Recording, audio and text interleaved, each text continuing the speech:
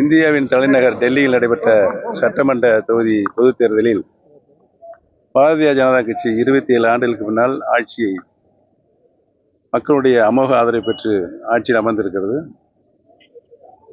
மக்கள் மிகுந்த நம்பிக்கையோடு பாரதிய ஜனதா கட்சிக்கு நம்பிக்கை வைத்து வாக்களித்து அதை ஆட்சி கட்டியில் அமர்த்தியிருக்கார் என்பதை தெரிவித்துள்ளார். ஓபிஎஸ் குறித்து ஜெயலலிதா தன்னிடம் அதிருப்தி தெரிவித்தாங்க.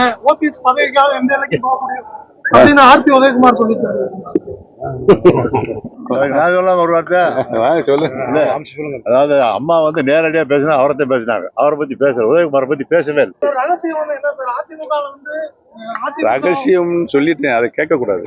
அதான் ரகசியம். எங்க இருக்கு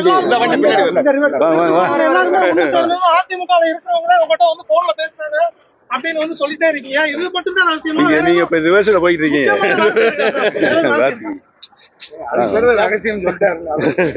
ஏற்கனவே நீங்க கேட்டீங்க, அது பரம ரகசியம் சொல்லியாச்சு. வாங்க,